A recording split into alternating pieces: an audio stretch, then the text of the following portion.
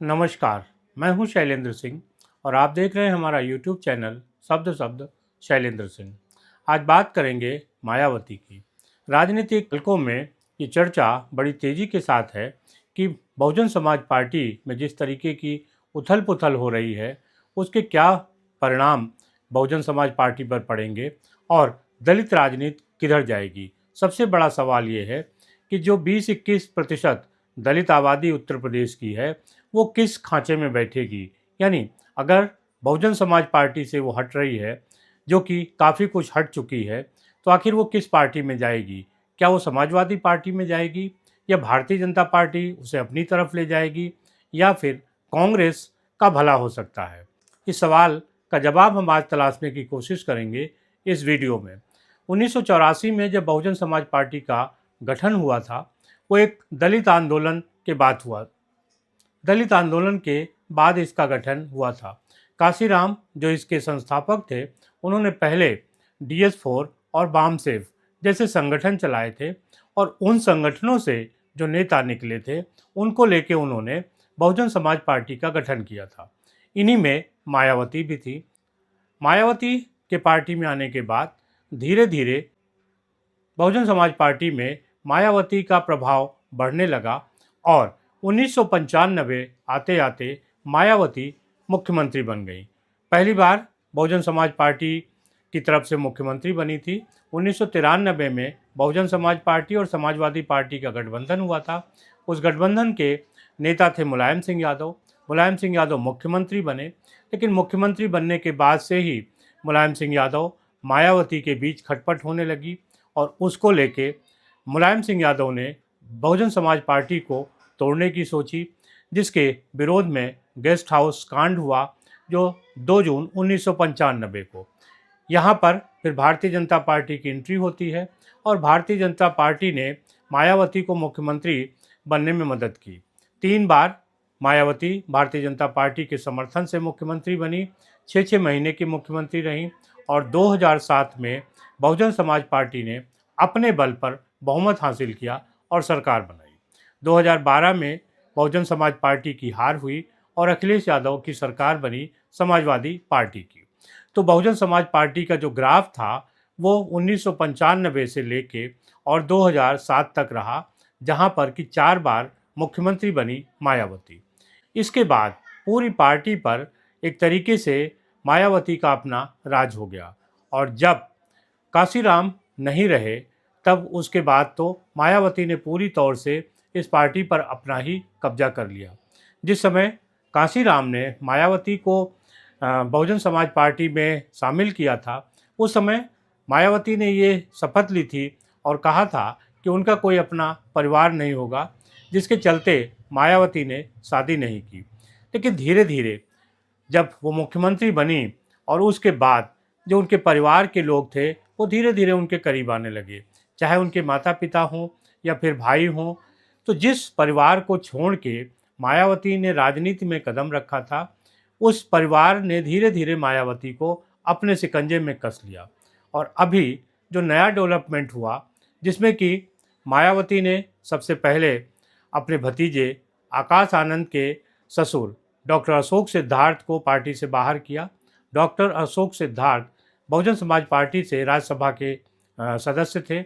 उनकी बेटी डॉक्टर प्रज्ञा के साथ आकाश आनंद की शादी हुई थी और उस शादी में मायावती बड़ी धूमधाम से शामिल हुई, बहुत खुश थी और उन्होंने उसी हंसी खुशी में शामिल होते हुए आकाश आनंद को अपना उत्तराधिकारी बनाया और बहुजन समाज पार्टी का नेशनल कोऑर्डिनेटर भी बना दिया। आकाश आनंद के पिता आनंद कुमार भी बहुजन समाज पार्टी में थे और वो मायावती के छोटे भाई हैं। नेशनल कोऑर्डिनेटर वो भी बाद में बनाए गए। लेकिन इस घटनाक्रम में सबसे पहले डॉक्टर अशोक सिद्धार्थ को बहुजन समाज पार्टी ने बाहर का रास्ता दिखाया। उसके बाद आकाश आनंद को मायावती ने पहले पार्टी से बाहर किया और उनको भी उनके सारे पदों से हटा दिया। आनंद कुमार जो मायावती के भाई थे, उनको बहुजन समाज पार्टी का नेशनल कोऑर्डिनेटर बनाया गया, लेकिन आखिर में उन्होंने इस पद पे काम करने से मना कर दिया और उन्होंने कहा कि वो बहुजन समाज पार्टी का हिस्सा रहेंगे। तो इस तरीके से मायावती के परिवार के जो करीबी लोग थे, 3, उन्होंने बहुजन समाज पार्टी को छोड़ा या मायावती ने उनको बाहर किया। बहुजन समाज पार्टी में किसी नेता को बाहर करने का कोई ये नया सिलसिला नहीं था, लेकिन अंतर था, इसके पहले जो नेता बाहर किए गए वो परिवार के नहीं थे। ये आकाश आनंद, आनंद कुमार और डॉक्टर अशोक सिद्धार्थ, ये ऐसे लोग थे जो उनकी पार्टी के थे, उनके परिवार के थे और उनके अपने खास नाते रिश्तेदार थे। 1995 में जब मायावती मुख्यमंत्री बनी, उसके बाद से उन्होंने बहुजन समाज पार्टी पर अपना शिकंजा कसना शुरू किया।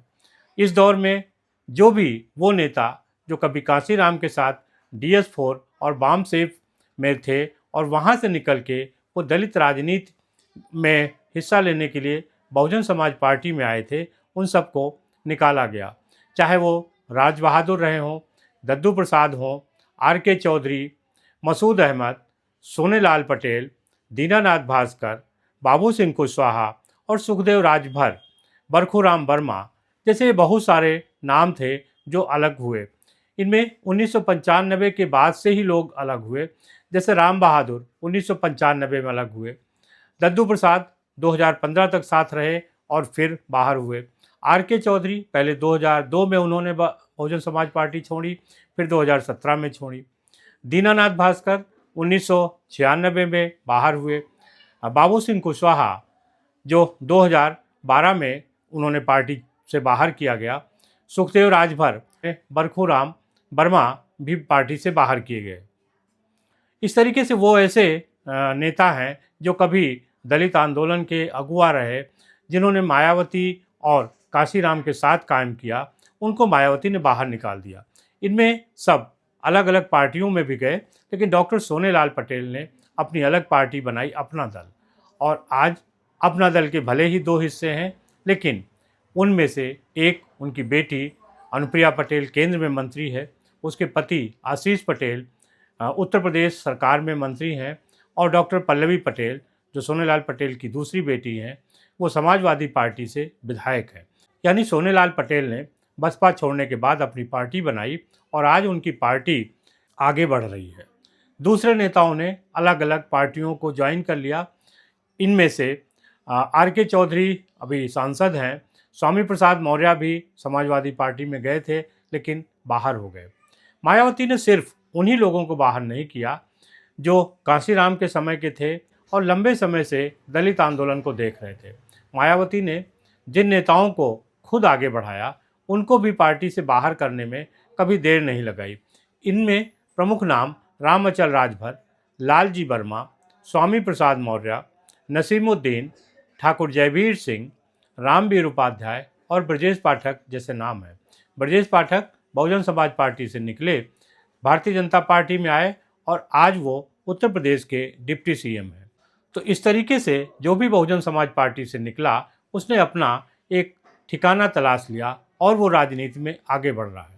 लेकिन इन सबको अलग करने के बाद मायावती अलग थलग पड़ गई और अब जो बहुजन समाज पार्टी है चलाना उनके बस में नहीं रह गया। शायद यही वजह है कि जब बड़े नेताओं को उन्होंने बाहर किया, उसके बाद उन्होंने सोचा कि जो परिवार के लोग होंगे उनको साथ लिया जाए, वो वफादार होंगे और उनके सहारे बहुजन समाज पार्टी को आगे बढ़ाया जाएगा। लेकिन यहाँ पर मायावती की जो सोच थी वो सफल नहीं हुई। मायावती इन जो परिवार के लोग थे, इनके साथ भी उन्होंने ऐसा ही व्यवहार करना शुरू किया। आकाश आनंद, जिनसे उनको बड़ी उम्मीदें थी, उनको उन्होंने चुनाव में जिम्मेदारियां दी। उत्तर प्रदेश लोकसभा चुनाव के समय उनको पार्टी से बाहर किया, कुछ दिन बाद फिर वो पार्टी के अंदर आए। फिर दिल्ली विधानसभा की उनको जिम्मेदारी दी गई, वहाँ भी आकाश आनंद कुछ कर नहीं पाए। मायावती को लगा कि आकाश आनंद, आनंद कुमार और जो इनके ससुर हैं डॉक्टर अशोक सिद्धार्थ, ये जो 3 नेता मिलकर उनके खिलाफ कुछ कर रहे हैं। लिहाजा मायावती ने सोचा कि क्यों नहीं इनको बाहर का रास्ता दिखाया जाए। अब मायावती ने कहा है कि उनके जीते जी कोई उनका उत्तराधिकारी नहीं होगा। इसका मतलब साफ है कि मायावती जब तक हैं पार्टी में वही मुखिया हैं, और जब मायावती नहीं रहेंगी उसके बाद बहुजन समाज पार्टी का क्या होगा, जो दलित राजनीति है उसका क्या होगा, और जो लोग बसपा के साथ जुड़े हुए हैं वो आखिर किधर जाएंगे, ये एक बड़ा सवाल है। दलित राजनीति में एक उभरता चेहरा है चंद्रशेखर आज़ाद का, जो नगीना से सांसद हैं और आज़ाद समाज पार्टी के हैं। दलित राजनीति करते हैं, लेकिन उनके अंदर जिस तरीके के गुण होने चाहिए एक नेता में, जो दलित आंदोलन को आगे बढ़ा सके, वैसे गुण उसमें दिखाई नहीं देते हैं। लोकसभा चुनाव भले ही वो जीते, लेकिन इस लोकसभा चुनाव जीतने से भी ये उम्मीद लगा लेना कि जो दलित वोट है वो चंद्रशेखर के साथ जाएगा, ये बड़ी नाइंसाफ़ी जैसी बात है। ये बात और है कि दलित वर्ग के लिए एक लंबी राजनीति और रणनीति तैयार करने का काम भारतीय जनता पार्टी ने किया, और भारतीय जनता पार्टी ने सिर्फ दलित ही नहीं बल्कि ओबीसी यानी पिछड़ी जातियों के नेताओं को उभारना भी शुरू किया। यही वजह है कि मायावती की जो बसपा है उसके वोट प्रतिशत लगातार कम होता जा रहा है। जो 20-22% वोट था वो अब 8-9% के आसपास टिक गया है, और विधानसभा में एक विधायक है सिर्फ मायावती का। ऐसे में आप अंदाज़ा लगा सकते हैं कि वर्तमान में बहुजन समाज पार्टी की क्या हालत है। लोकसभा में उनका कोई सांसद नहीं है। जो पार्टी 1995 से मुख्यमंत्री बना रही थी, 2007 बहुमत के साथ उत्तर प्रदेश में सरकार बनाई, वो 2025 आते आते इस हालत में पहुंच गई। इसकी सबसे बड़ी वजह मायावती की रणनीतिक चूक थी। जिन नेताओं को साथ लेके चल रही थी, उनको अगर उन्होंने आगे बढ़ाया होता तो आज विकल्प के रूप में वो मायावती के साथ खड़े होते और कंधे से कंधा मिलाकर वो दलित राजनीति को मजबूत कर रहे होते। इसका प्रभाव दलित राजनीति पर पड़ता, और जो वर्ग मायावती के साथ है वो और मजबूती के साथ खड़ा होता। उनकी परेशानियों में बसपा साथ देती। निसंदेह नेताओं को दूसरी पीढ़ी तैयार करना एक मुश्किल काम होता है।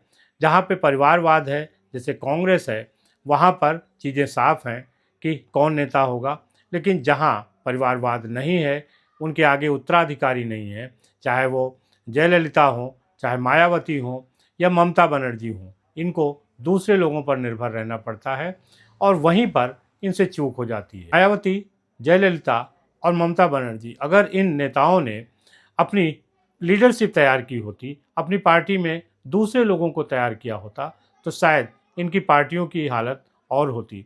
अभी मुख्यमंत्री हैं, ऐसे में उनकी राजनीति अभी चल रही है, लेकिन ममता बनर्जी के बाद तृणमूल कांग्रेस का क्या होगा, ये सोचने वाली बात है। यही स्थिति बिहार में नीतीश कुमार के साथ भी है। नीतीश कुमार का बेटा भले ही राजनीति में आ गया है, लेकिन क्या वो जदयू की कमान उसी तरह संभाल पाएगा जिस तरीके से तेजस्वी यादव ने राजद की कमान संभाली और अखिलेश यादव ने समाजवादी पार्टी की।